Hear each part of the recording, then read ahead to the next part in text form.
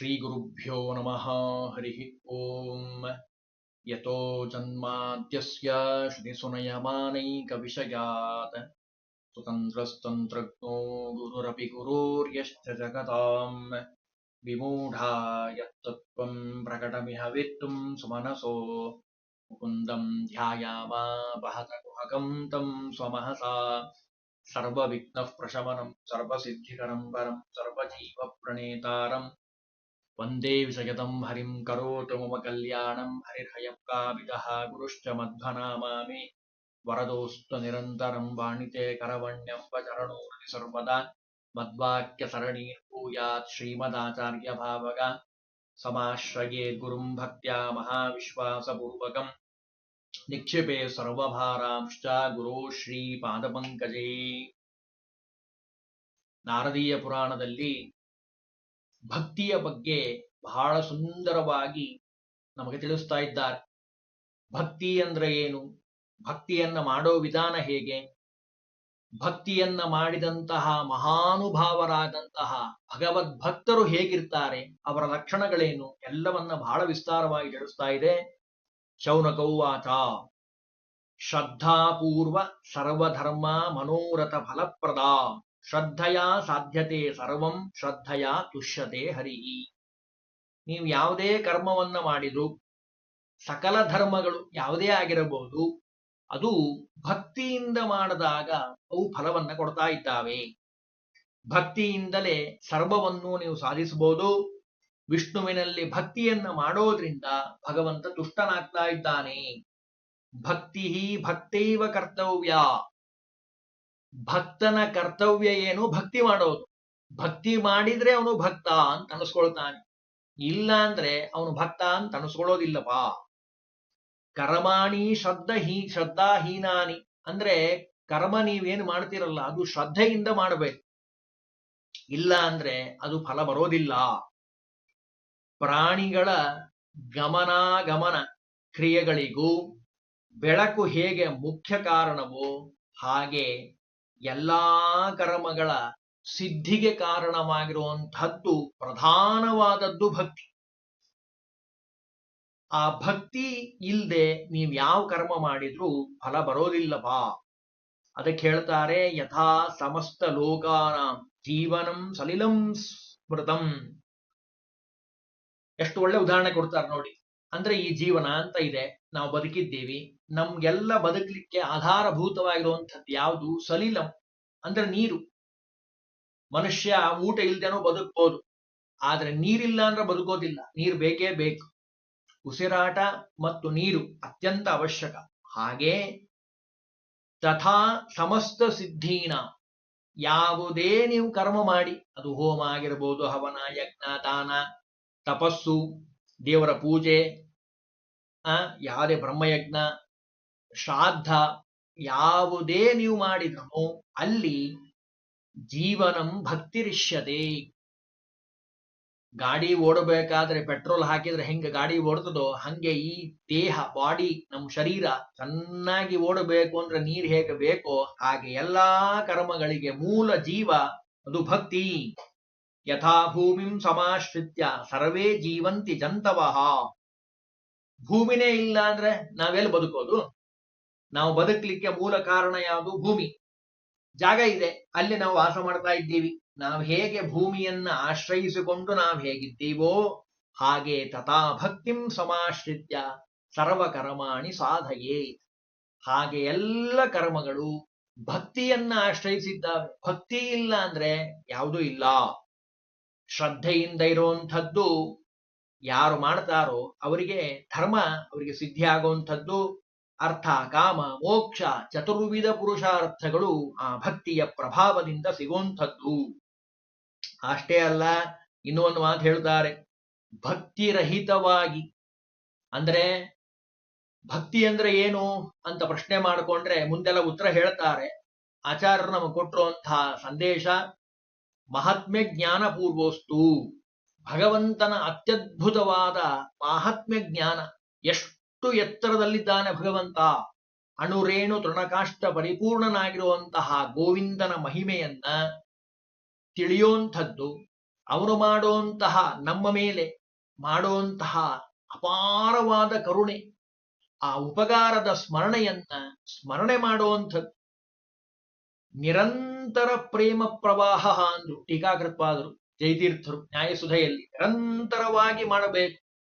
ಸಮಸ್ತ ವಸ್ತುಗಳು ನಾವೇನ್ ಪ್ರೀತಿ ಮಾಡ್ತೀವಲ್ಲ, ಯಾವುದೇ ವಸ್ತು ಆಗಿರಬಹುದು ಅಥವಾ ವ್ಯಕ್ತಿಗಳಾಗಿರಬಹುದು, ಹೆಂಡತಿ, ಮಕ್ಕಳು, ಸ್ನೇಹಿತರು, ಎಲ್ಲರಿಗಿಂತಲೂ ನಿರವಧಿಕ ಅತ್ಯಂತ ಹೆಚ್ಚಿನ ಮಟ್ಟದಲ್ಲಿ ನಾವು ಆ ಭಗವಂತನಲ್ಲಿ ಭಕ್ತಿಯನ್ನ ಪ್ರೀತಿಯನ್ನ ಮಾಡೋದನ್ನೇ ಭಕ್ತಿ ಅಂತ ಕರೀತಾ ಇದ್ದಾರಪ್ಪ. ಅದು ತಾರತಮ್ಯೋಕ್ತವಾಗಿ ಆ ಭಕ್ತಿಯನ್ನ ಮಾಡಬೇಕು. ಅಂತಹ ಭಕ್ತಿ ಏನಿದೆ ಅಲ್ಲ, ಆ ಭಕ್ತಿಯನ್ನ ಬಿಟ್ಟು ನೀವು ದಾನ ಮಾಡೋದಾಗಿರ್ಬೋದು, ತಪಸ್ಸಾಗಿರಬಹುದು, ದಕ್ಷಿಣೆ ದಾನವನ್ನ ಕೊಡೋದಾಗಿರಬಹುದು, ಎಲ್ಲವೂ ಫಲವನ್ನ ಕೊಡೋದಿಲ್ಲ. ಭಕ್ತಿಹೀನೈರ್ ಮುನಿಶ್ರೇಷ್ಠ ತುಷ್ಯತೆ ಭಗವಾನ್ ಹರಿಹಿ. ಭಕ್ತಿ ಇದ್ರೆ ಮಾತ್ರ ಭಗವಂತರು ತೃಪ್ತನಾಗ್ತಾನೆ. ಇಲ್ಲ ಅಂದ್ರೆ ನೀವು 10 ಮಾರು ಹೂ ಏರಿಸಿದ್ರೇನು, 10 ಎಳೆ ಸರ ಮಾಡಿ ಬಂಗಾರದ್ದು ಹಾಕಿದ್ರೇನು, ಯಾವ ಫಲವೂ ಬರೋದಿಲ್ಲ. ನನ್ ಮಾತಲ್ಲ, ಮುಂದೆ ಶ್ಲೋಕದಲ್ಲಿ ಓದ್ಬಿಡ್ತೇನೆ. ಮೇರು ಮಾತ್ರ ಸುವರ್ಣಾನ. ನಾನು ಬರೇ 10 ಎಳೆ ಅಂದೆ. ನಾರದೇ ಪುರಾಣ ಹೇಳ್ತದೆ, ಮೇರು ಪರ್ವತದಷ್ಟು ಸುವರ್ಣವನ್ನ ಕೋಟಿ ಕೋಟಿ ಪಟ್ಟು ನೀವು ಆ ಪ್ರಮಾಣವನ್ನ ಮಾಡಿ ದೇವರಿಗೆ ಏರಿಸಿದ್ರು ದತ್ತಾಚ ಅಭ್ಯರ್ಥನಾಶಾಯ ಯಥೋ ಭಕ್ತಿ ವಿವರ್ಜಿತ. ಅವೆಲ್ಲವೂ ವ್ಯರ್ಥ ಇದ್ದಾಗೆ ಭಕ್ತಿ ಇಲ್ಲದೆ ಮಾಡಿದ್ರೆ. ಹಾಗಾಗಿ ಭಕ್ತಿ ಇಲ್ಲದೆ ಮಾಡುವಂತಹ ತಪಸ್ಸು ನಮ್ಮ ದೇಹವನ್ನ ಕೇವಲ ಒಣಗಿಸ್ತಾ ಇದೆ, ಏನು ಪ್ರಯೋಜನ ಇಲ್ಲ, ಭಗವಂತನ ಅನುಗ್ರಹ ಉಂಟು ಮಾಡೋದಿಲ್ಲ. ಅಭಕ್ತ್ಯ ಯದ್ಭುತಂ ಹವ್ಯಂ ಭಸ್ಮಾನಿ ನ್ಯಸ್ತ ಹವ್ಯ ಅಂದ್ರೆ ನೋಡಿ ಎಷ್ಟು ಸುಲಭವಾಗಿ ಉದಾಹರಣೆ ಹೇಳ್ತಾರಂದ್ರೆ, ಅಗ್ನಿ ಇರೋದೇ ಇಲ್ಲ, ಅಲ್ಲಿ ಹೋಮ ಮಾಡಿದ್ರೆ ತುಪ್ಪ ಹಾಕಿದ್ರೆ ಏನ್ ಪ್ರಯೋಜನ, ಏನು ಪ್ರಯೋಜನ ಇಲ್ಲ. ಹಾಗೆ ಭಕ್ತಿ ಇಲ್ಲದೆ ಮಾಡುವಂತಹ ಯಾವುದೇ ಕರ್ಮ ಇರ್ಬೋದು, ಅದು ಫಲ ಬರೋದಿಲ್ಲ. ಇನ್ನು ವೇದವಿಹಿತವಾಗಿರುವಂತಹ ಸಾವಿರಾರು ಅಶ್ವಮೇಧ ಯಾಗಗಳನ್ನ ಮಾಡಿರಬಹುದು, ಆದರೆ ಭಕ್ತಿ ಇಲ್ಲ ಅಂದ್ರೆ ಫಲ ಬರೋದಿಲ್ಲ. ಅಶ್ವಮೇಧ ಸಹಸ್ರಂಬ ಕರ್ಮ ವೇದೋದಿತಂ ಕೃತಂ ತತ್ಸರ್ವಂ ನಿಷ್ಫಲಂ ಬ್ರಹ್ಮನ್ ಯಥೋ ಭಕ್ತಿ ವಿವರ್ಜಿತಂ. ಭಕ್ತಿ ನಾನು ಹೇಳಿದ್ನಲ್ಲ, ಭಗವಂತನ ಸರಿಯಾದ ಜ್ಞಾನ, ಯಥಾರ್ಥವಾದ ಜ್ಞಾನ. ಶ್ರೀಮದಾಚಾರ್ಯರು ತಿಳಿಸ್ತಾರೆ, ಆ ಭಗವಂತನ ಗುಣಗಳ ಚಿಂತನೆಯನ್ನ ಮಾಡ್ತಾ ಅವನು ಮಾಡುವಂತಹ ಅಪಾರವಾದ ಉಪಕಾರವನ್ನ ಸ್ಮರಣೆ ಮಾಡುವಂಥದ್ದು. ಎಷ್ಟು ಮಾಡ್ತಾನೆ ಭಗವಂತ ನಮಗೆ ಒಳಗಡೆ ದೇಹದಲ್ಲಿ, ಒಳಗೆ ಹೊರಗೆ ನಿಂತು ಎಲ್ಲಾ ಕಡೆ ರಕ್ಷಣೆ ಮಾಡ್ತಾನೆ. ಎಷ್ಟೋ ಜನ, ನಾನು ಬಹಳ ಹೇಳೋದಿಲ್ಲ, ಒಂದೇ ಒಂದು ಉದಾಹರಣೆ ಹೇಳ್ತೀನಿ, ಹಿರಿಯರಿಂದ ನಾನು ಕೇಳಿದ್ದೇನೆ. ಎಷ್ಟೋ ಜನ ರಸ್ತೆಯಲ್ಲಿ ಹೋಗ್ತಿರ್ತಾರೆ, ಕೂದಲೆ ಎಳೆಯಷ್ಟು ಜಾಗದಲ್ಲೇ ಗಾಡಿ ಹೋಗಿರ್ತದೆ, ಇವ್ರಿಗೇನಾಗಿರೋದಿಲ್ಲ, ಆರಾಮಾಗಿ ಮನೆಗೆ ಬರ್ತಾರೆ. ಎಲ್ಲೋ ದೂರದಲ್ಲಿ ಕೂದಿರ್ತಾರ ಬಾಬಾ, ಅವ್ರಿಗೆ ಬಂದು ಎಲ್ಲೋ ಯಾವುದೋ ಸಂಧಿಯಲ್ಲಿ ಬಂದು ಗಾಡಿ ಹೊಡೆದು ಅವ್ರ ಪ್ರಾಣ ಹೋಗ್ತಾರೆ. ಎರಡೂ ಉದಾಹರಣೆಗಳು ನಮ್ಮ ಕಣ್ಮುಂದೆ ಇರುವಂಥದ್ದು. ಇವನಿಗೆ ಯಾಕೆ ಹಿಂಗಾಯ್ತು, ಅವನಿಗೆ ಯಾಕೆ ಹಂಗಾಗ್ಲಿಲ್ಲ ಅಂದ್ರೆ, ಏನೋ ಯಾವುದೋ ಜನ್ಮದಲ್ಲಿ ಭಕ್ತಿ ಮಾಡಿದ್ದಾನೆ, ಕೈ ಮುಗಿದಿದ್ದಾನೆ ದೇವರಿಗೆ. ಆ ದೇವರ ಅನುಗ್ರಹದಿಂದ ಇವನಿಗೆ ಅಷ್ಟು ಆರಾಮಾಗಿ ಮನೆಗೆ ಬಂದು ಸೇರಿದ್ದಾನೆ. ಇದು ಭಗವಂತ ಎಲ್ಲರ ಮೇಲೂ ಎಲ್ಲಾ ಕಾಲದಲ್ಲೂ ಮಾಡ್ತಾನೆ. ಅದಕ್ಕೆ ಹೇಳ್ತಾರೆ, ವೇದ ವಿಹಿತವಾದಂತಹ ಅಶ್ವಮೇಧವನ್ನ ಮಾಡಿದ್ರೂ ಭಕ್ತಿ ಇಲ್ಲ ಅಂದ್ರೆ ಫಲ ಬರೋದಿಲ್ಲ. ಮನುಷ್ಯರಿಗೆ ಉತ್ಕೃಷ್ಟವಾದ ಹರಿಭಕ್ತಿ ಇದೆ ಅಲ್ಲ, ಅದು ಕಾಮಧೇನು ಇದ್ದಾಗಂತೆ. ನಾರದೀಯ ಪುರಾಣ ಹೇಳ್ತದೆ, ಹರಿಭಕ್ತಿ ಸ್ಪರಾನ್ ದ್ರೋಣಾನ್ ಕಾಮಧೇನೂಪಮಸ್ಮೃತ. ಕಾಮಧೇನು ಅಂದ್ರೇನು, ನಾವೇನ್ ಧ್ಯಾನ ಮಾಡ್ತೀವೋ ಧ್ಯಾನಿಸ್ತೀವೋ ಅದೆಲ್ಲವನ್ನ ಕೊಡುವಂಥದ್ದು ಕಾಮಧೇನು. ಕಾಮನ ಮಾಡ್ತೀವಲ್ಲ ಮನಸ್ಸಿನಲ್ಲಿ ಆಸೆಯನ್ನ, ಅದೆಲ್ಲವನ್ನ ಕೊಡ್ತಾ ಇದೆ. ಅಂತಹ ಕಾಮಧೇನು ಇದ್ದಾಗ, ಅದಕ್ಕೆ ಹೇಳ್ತಾರೆ, ಕಾಮಧೇನು ಇದ್ದಾಗ ಅದರ ಅಮೃತವನ್ನ ಪಾನ ಮಾಡೋದು ಬಿಟ್ಟು ಅಯೋಗ್ಯರಾಗಿರುವಂತಹ, ಮೂಢರಾಗಿರುವಂತಹ, ಧರ್ಮಲಂಡರಾಗಿರುವಂತಹ ಜನ ಇದ್ದಾರಲ್ಲ, ಅವ್ರೇನ್ ಮಾಡ್ತಾರೆ, ತಸ್ಯಾಂ ಸತ್ಯಾಂ ಪಿಬಂತ್ ಅಜ್ಞಾ ಸಂಸಾರ ಗರಲಂ ಯಯೋಹು. ವಿಷ, ಸಂಸಾರ ಅನ್ನುವಂತಹ ವಿಷವನ್ನ ಪಾನ ಮಾಡ್ತಾ ಇದ್ದಾರೆ. ಆ ಹರಿಭಕ್ತಿಯ ರುಚಿ ಅವರಿಗೆ ಗೊತ್ತಿಲ್ಲ ಅಂತದೆ ನಾರದೀಯ ಪುರಾಣ. ಇನ್ನು ಅಸಾರೇ ಭೂತೆ ಸಂಸಾರೇ, ನಾವು ಬಹಳ ಸಾರ ಇದೆ ಸಂಸಾರದಲ್ಲಿ ಅಂತ ನಾವು ಅನ್ಕೊಂಡಿದ್ದೀವಿ. ಏನೇನು ಸಾರ ಇಲ್ಲ. ಸಾರಮೇತತ್. ಮತ್ ಸಾರ ಇದೆ ಅಂತಂತಿರಲ್ಲ, ಸಾರ ಇಲ್ಲ ಅಂತೀರಿ, ಸಾರದ ಅಂತೀರಿ. ಹೌದು, ಸಾರ ಇಲ್ಲ, ಸಾರ ಹೌದು, ಸಾರ ಇದೆ. ಸಾರ ಇಲ್ಲ ಅಂದ್ರೆ ಲೌಕಿಕವಾದ ಸಾರ ಯಾವುದೂ ಇಲ್ಲ. ಮತ್ ಸಾರ ಇದೆ ಅಂದ್ರೆ ಭಗವದ್ಭಕ್ತಿ ಸಂಗಶ್ಚ ಹರಿಭಕ್ತಿ ಸ್ಥಿತಿಶ್ಚತ. ಸಾರ ಇದೆ. ಯಾವ ಸಾರ ಅಂದ್ರೆ ಸಜ್ಜನರ ಸಹವಾಸ ಮತ್ತು ವಿಷ್ಣು ಭಕ್ತಿ, ಇವೆರಡು ತಿತಿಕ್ಷ ಅಂದ್ರೆ ದ್ವಂದ್ವವನ್ನ ಸಹಿಷ್ಣುತೆಯಿಂದ ತಡೆದುಕೊಳ್ಳೋದು. ಸುಖ ಆಗ್ಲಿ ದುಃಖ ಆಗ್ಲಿ, ಲಾಭ ಲಾಭ. ಆ ಜಗನ್ನಾಥದಾಸರು ಬಹಳ ಸುಂದರವಾಗಿ ತಿಳಿಸ್ತಾರೆ. ಜಯ ಜಯ ಲಾಭ ಲಾಭ ಮಾನ ಪಮಾನ. ಜಯ ಆಗ್ಲಿ ಅಪಜಯ ಆಗ್ಲಿ, ಲಾಭ ಆಗ್ಲಿ ನಷ್ಟ ಆಗ್ಲಿ, ಸುಖ ಆಗ್ಲಿ ದುಃಖ ಆಗ್ಲಿ, ಸಮನಾಗಿ ಯಾರು ತಗೊಂತಾರೋ ಸಮತ್ವಂ ಯೋಗ ಉಚ್ಚತೆ ಅಂತ ಕೃಷ್ಣ ಹೇಳ್ತಾನೆ ಗೀತೆಯಲ್ಲಿ. ಅದನ್ನ ನಾರದೀಯ ಪುರಾಣ ಇಲ್ಲಿ ನಮಗೆ ತಿಳಿಸ್ಕೊಡ್ತಾ ಇರುವಂಥದ್ದು. ಅಂದ್ರೆ ಸಜ್ಜನರ ಸಹವಾಸವನ್ನು ಮಾಡುವಂಥದ್ದು, ಅಂದ್ರೆ ಭಗವದ್ಭಕ್ತರ ಸಹವಾಸವನ್ನು ಮಾಡುವಂಥದ್ದು, ವಿಷ್ಣುವಿನಲ್ಲಿ ಭಕ್ತಿಯನ್ನ ಮಾಡುವಂಥದ್ದು, ಸುಖ ದುಃಖವನ್ನ ಸಮನಾಗಿ ತೆಗೆದುಕೊಳ್ಳುವಂಥದ್ದು. ಸುಖ ಆದಾಗ ಎದ್ದು ಕುಣಿಯುವಂಥದ್ದು, ದುಃಖ ಆದಾಗ ಮನೆ ಮಲ್ಕೊಂಡ್ಬಿಡೋದು, ಯಾರನ್ನ ಮಾತಾಡಿಸೋ ಹಾಗಿಲ್ಲ. ಆ ರೀತಿ ಮಾಡಬಾರದು ಅಂತ ಎಚ್ಚರಿಕೆಯನ್ನು ಕೊಡ್ತಾ ಇದೆ. ಇನ್ನು ಮುಂದೆ ಹೇಳ್ತಾರೆ, ಕೆಲವರು ಭಕ್ತಿ ಮಾಡ್ತಾರೆ. ಹೆಂಗ್ ಮಾಡ್ತಾರ ಭಕ್ತಿಯನ್ನ ಅಂದ್ರೆ ಅಸೂಯ, ಅಂದ್ರೆ ಹೊಟ್ಟೆ ಕಿಚ್ಚಿನಿಂದ ಕೂಡಿರುವಂತಹ ಭಕ್ತಿ. ಅವನಷ್ಟು ಕೊಟ್ಟಿದ್ದಾನ ದಾನ, ನಾನು ಅವನ್ಗಿಂತ ಜಾಸ್ತಿ ಕೊಡ್ತೀನಿ ದಾನ. ಇದು ಅಸೂಯೆ, ಸ್ಪರ್ಧೆ ಮಾಡುವಂತಹ ಸ್ವಭಾವ. ಸಹನೆ ಆಗ್ತಿರೋಲ್ಲ, ಹೊಟ್ಟೆಯಲ್ಲಿ ಬೆಂಕಿ ಉರಿತಾ ಇರ್ತದೆ, ಹೆಂಗರ ಮಾಡಿ ಅವನನ್ನು ಹಾಳು ಮಾಡ್ಬೇಕಪ್ಪ, ಅವನ್ಗಿಂತ ನಾನು ಬಹಳ ಕೊಟ್ಟೆ ಅಂತ ಅನಿಸ್ಕೊಳ್ಳೋಬೇಕು. ಅಸೂಯೋಪೇತ ಮನಸಾಂ, ನಾರದೀಯ ಪುರಾಣ ಹೇಳ್ತದೆ. ಭಕ್ತಿ ದಾನಾದ ಕರ್ಮಯತ್. ಆ ಭಕ್ತಿ ಆಗಿರಬಹುದು, ದಾನ ಆಗಿರಬಹುದು, ಯಾವುದೇ ಕಾರಣಕ್ಕೂ ಅದು ಫಲ ಬರೋದಿಲ್ಲ, ನಿಷ್ಫಲವಾಗಿ ಹೋಗ್ತದೆ. ಅವೇಹಿ ನಿಷ್ಫಲಂ ಬ್ರಹ್ಮನ್ ತೇಷಾಂ ದೂರ ತರೋ ಹರಿ. ಅಸೂಯೆ ಯಾರು ಮಾಡ್ತಾರೋ, ಕಾಮಕ್ರೋಧಾದಿಗಳಲ್ಲಿ ಮೂರು ಮಹಾದೋಷಗಳು, ಕಾಮ ಮತ್ತು ಕ್ರೋಧ ಮತ್ತು ಅಸೂಯ, ಲೋಭಗುಣ ಯಾರು ಮಾಡ್ತಾರೋ ಅವರಿಂದ ದೂರ ತರೋ ಹರಿಹಿ, ಭಗವಂತ ದೂರನಾಗ್ತಾನೆ. ಭಗವಂತ ನಮ್ಮ ಹತ್ರ ಬರಬೇಕು ಅಂದ್ರೆ ಈ ಮೂರನ್ನ ಬಿಡಬೇಕು. ಅತ್ರಿ ಋಷಿಗಳು, ಅದಕ್ಕೆ ಅತ್ರಿ ಅಂತ ಅವ್ರ ಹೆಸರು. ಅತ್ರಿ, ಈ ಮೂರನ್ನ ಬಿಟ್ಟಿದ್ರು, ಅದಕ್ಕೆ ಭಗವಂತ ಅಲ್ಲಿ ಅವತಾರ ಮಾಡಿರುವಂಥದ್ದು ದತ್ತಾತ್ರೇಯನಾಗಿ. ಅತ್ರಿ ಋಷಿಗಳಿಗೆ ದತ್ತ ತನ್ನನ್ನೇ ಕೊಟ್ಟಿದ್ದಾನಂತೆ ಭಗವಂತ. ಅಷ್ಟು ಮಹಾಜ್ಞಾನಿಗಳು ಅತ್ರಿ ಋಷಿಗಳು. ಜೊತೆಗೆ ಅನಸೂಯ ಸೇರಿದ್ದು, ಅಸೂಯೆ ಇಲ್ಲದೆ ಇರುವಂಥವಳು. ಹಾಗಾಗಿ ಭಗವಂತ ಅಲ್ಲಿ ಅವತಾರ ಮಾಡಿದ್ದು. ಅದನ್ನ ಇಲ್ಲಿ ಹೇಳ್ತಾರೆ.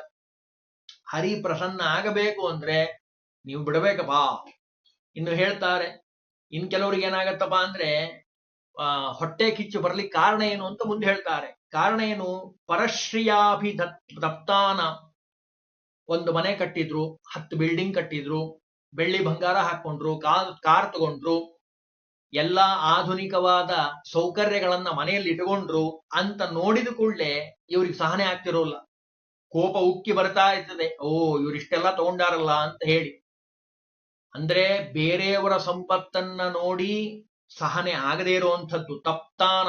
ಅಷ್ಟು ದುಃಖ ಆಗ್ಬಿಟ್ಟಿರ್ತದೆ, ಕುದೀತಾ ಇರ್ತದೆ ಮನಸ್ಸಿನೊಳಗೆ. ಇದು ಮೊದಲನೇದ್ದು.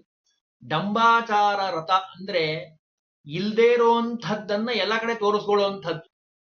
ಅವ್ರ ಹತ್ರ ಏನೂ ಇರೋದಿಲ್ಲ, ಎಲ್ಲರ ಮುಂದೆ ಹೇಳ್ಕೊಳ್ಳುವಂಥದ್ದು. ನಾನಂಥವನು, ನಾ ಇಂಥವನು, ನಂಗೆಲ್ಲ ಗೊತ್ತಿದೆ, ನಾನಿಷ್ಟು ಶ್ರೀಮಂತ, ಬೇಕಾದಷ್ಟು ಆಭರಣಗಳನ್ನು ಹಾಕೊಳ್ಳೋದು, ಏನು ಇರೋದೇ ಇಲ್ಲ, ಎಲ್ಲ ಡಾಂಭಿಕವಾದ ವೃತ್ತಿ. ಆ ರೀತಿಯನ್ನ ಮಾಡುವಂಥವನು, ಭಕ್ತಿ ಇಲ್ಲದೆ ಕರ್ಮ ಮಾಡುವಂಥವನು, ಈ 3 ಜನಕ್ಕೂ ಭಗವಂತ ಸಿಗೋದಿಲ್ಲ ಅಂತ ಹೇಳ್ತಿದೆ ನಾರದೀಯ ಪುರಾಣ. ಪರಶ್ರಿಯಾಭಿತಪ್ತಾನಾಂ ಡಂಭಾಚಾರ ಮೃಷಾತು ಕುರ್ವತಾಂ ಕರ್ಮ ತೇಷಾಂ ದೂರತೋ ಹರಿ. ಈ 3 ಜನಕ್ಕೆ ಭಗವಂತ ಸಿಗೋದಿಲ್ಲ. ಇನ್ನೊಬ್ಬರ ಸಂಪತ್ತನ್ನ ನೋಡಿ ದುಃಖ ಪಡುವಂಥವನು, ಹೊಟ್ಟೆ ಕಿಚ್ಚು ಪಡುವಂಥವನು, ಡಂಬಾಚಾರ ಮಾಡುವಂಥವನು. ವೇಷಭೂಷಣ ಆಗಿರಬಹುದು, ಪದಾರ್ಥಗಳಾಗಿರಬಹುದು, ಎಲ್ಲದರಲ್ಲೂ ಡಂಬಾಚಾರ. ಭಗವಂತನಿಗೆ ನಿಮ್ ಡಂಬಾಚಾರ ಬೇಕಾಗಿಲ್ಲ, ಪ್ರಾಮಾಣಿಕತನದಿಂದ ಭಕ್ತಿಯಿಂದ ಪೂಜಾ ಮಾಡಬೇಕು ಅಂತಾನೆ ಭಗವಂತ. ಅಂಥವ್ರು ಯಾರು ಮಾಡ್ತಾರೋ ಅವರಿಂದ ದೂರನಾಗ್ತಾನೆ ಭಗವಂತ. ಇನ್ನು ಪೃಚ್ಛತಾಂಚ ಮಹಾಧರ್ಮ, ವದತಾಂ ವೈ ಮೃಷಾಚತ, ಎಷ್ಟು ಸುಂದರವಾಗಿ ಹೇಳ್ತಾರೆ ನೋಡಿ. ಮಹಾಧರ್ಮಗಳನ್ನ ಪ್ರಶ್ನೆ ಮಾಡೋರಿಗೆ ಯಾಕೆ ಮಾಡ್ಬೇಕ್ರಿ? ಯಾವುದೇ ಒಂದು ಒಳ್ಳೆ ಕರ್ಮ ಮಾಡಪ್ಪ ಅಂತ ಯಾರಾದ್ರೂ ಹೇಳಿದ್ರೆ ಕಿಂ ಭವಿಷ್ಯಂತಹ, ನಮ್ಮ ಶಾಸ್ತ್ರದ ಭಾಷೆಯಲ್ಲಿ ಹೇಳ್ತಾರ ಅವ್ರನ್ನೇನ್ ಕರೀತಾರಂದ್ರೆ ಕಿಂ ಭವಿಷ್ಯಂತಹ. ಏನ್ ಮಾಡು ಅಂತ ಹೇಳಿದ್ರು ಅದಕ್ಕೆ ಅಡ್ಡವಾದ ಮಾಡೋದು, ವಿತಂಡಾವಾದ, ಜಲ್ಪ ಇದ್ದ ಹಾಗೆ. ವಾದ, ಜಲ್ಪ, ವಿತಂಡ, ತ್ರಿವಿಧ, 3 ರೀತಿ ಆದದ್ದು. ಅದರಲ್ಲಿ ಕೊನೆಯದೇ ಜಲ್ಪವನ್ನೇ ಮಾಡುವಂಥವ್ರು. ಯಾರು ಏನ್ ಹೇಳಿದ್ರು ಕೇಳೋದಿಲ್ಲ. ಅಷ್ಟೇ ಅಲ್ಲ, ಅವರನ್ನ ಉಪದೇಶ ಮಾಡೋರಿಗೆ ಬೈಯೋಂಥವ್ರು. ನೀವ್ಯಾಕೆ ಹೇಳ್ತಿರ್ ಬಿಡ್ರಿ, ನನ್ನ ಮನಸ್ಸಿನಂಗ್ ಮಾಡೋಂಥವ್ನು ಅಂತ ಹಿಂಗ ಅವ್ರಿಗೆ ಬೈಯೋಂಥವ್ರು. ಭಕ್ತಿ ಧರ್ಮದಲ್ಲಿ ಶ್ರದ್ಧೆ ಇಲ್ಲದೆ ಇರೋಂಥವ್ರು. ಇವರು 3 ಜನಕ್ಕೂ ದೂರತರೋ ಹರಿಹಿ, ಧರ್ಮೇಶ್ವ ಭಕ್ತಿ ಮನಸಾಂ ತೇಷಾಂ ದೂರತರೋ ಹರಿಹಿ, ಅಂಥವ್ರಿಗೆ ಭಗವಂತ ಸಿಗೋದಿಲ್ಲ. ಇನ್ನು ವೇದದಲ್ಲಿ ಕರ್ಮವನ್ನ ಹೇಳಿದ್ದಾರೆ. ನಮ್ಮ ಮನಸ್ಸಿಗೆ ಬಂದಿದ್ದೇ ಕರ್ಮ ಅಲ್ಲ, ನಮ್ಮೂರಿನಲ್ಲಿ ಹೇಳಿದ್ದೇ ಕರ್ಮ ಅಲ್ಲ, ನಮ್ಮ ಅಜ್ಜ ಅವ್ರ ಮುತ್ತಜ್ಜ ಏನ್ ಹೇಳಿದ್ದಾರೋ ಅದೇ ಧರ್ಮ ಅಲ್ಲ. ನಮ್ಮ ಪ್ರದೇಶದಲ್ಲಿ ಹಿಂಗಿದೆ ರೀ, ನಮ್ಮೂರ್ನಾಗ ಹಿಂಗೆ ಹೇಳ್ಯಾರೆ, ಇವ್ಯಾವ ಧರ್ಮ ಅಲ್ಲ. ಮತ್ತೆ ಯಾವ ಧರ್ಮ? ನಾರದೀಯ ಪುರಾಣ ಹೇಳ್ತದೆ, ಆಚಾರ್ಯರು ಹೇಳಿದ್ದಾರೆ, ಪುರಾಣದಲ್ಲೂ ಅದೇ ಇರುವಂಥದ್ದು. ವೇದ ಪ್ರಣಿಹಿತೋ ಧರ್ಮೋ, ವೇದದಲ್ಲಿ ಏನು ಹೇಳಿದ್ದಾರೋ ಅದೇ ಧರ್ಮ, ನಿಜವಾದ ಧರ್ಮ. ಯಾಕೆ? ಅಪೌರುಷೇಯವಾದದ್ದು ವೇದ. ವೇದ ಆದಾವಂತೆ ಚ ಮಧ್ಯೆ ಚ ವಿಷ್ಣು ಸರ್ವತ್ರ ಗೀಯತೆ. ಎಲ್ಲ ವೇದಾಕ್ಷರಗಳು, ವೇದಾಕ್ಷರಾಣಿ ಯಾವಂತಿ ಫಟಿತಾನಿ ದ್ವಿಜಾತಿಭಿ ತಾವಂತಿ ಹರಿನಾಮಾನಿ, ಎಲ್ಲವೂ ಭಗವಂತನನ್ನ ಹೇಳ್ತಾ ಇದ್ದಾರೆ. ಹಾಗಾಗಿ ವೇದೋಕ್ತ ಕರ್ಮಗಳನ್ನ ಯಾರು ಮಾಡೋದಿಲ್ಲೋ, ತನ್ನ ಮನಸ್ಸಿಗೆ ಏನ್ ತಿಳಿತೋ ಅದನ್ನ ಯಾರು ಮಾಡ್ತಾರೋ, ತಮ್ಮೂರಿನಲ್ಲಿ ಯಾರೋ ಹೇಳಿದ್ದಾರೆ ಅಂತ ಯಾರು ಮಾಡ್ತಾರೋ ಅವರಿಂದ ತೇಷಾಂ ದೂರತರೋ ಹರಿಹಿ, ಭಗವಂತ ಅವರಿಂದ ದೂರನಾಗ್ತಾನೆ. ಎಚ್ಚರ. ಇನ್ನೂ ಸುಮಾರಿದೆ, ಅದನ್ನ ನಾಳನೇ ದಿವಸ ತಿಳಿಲಿಕ್ಕೆ ಪ್ರಯತ್ನವನ್ನು ಮಾಡ.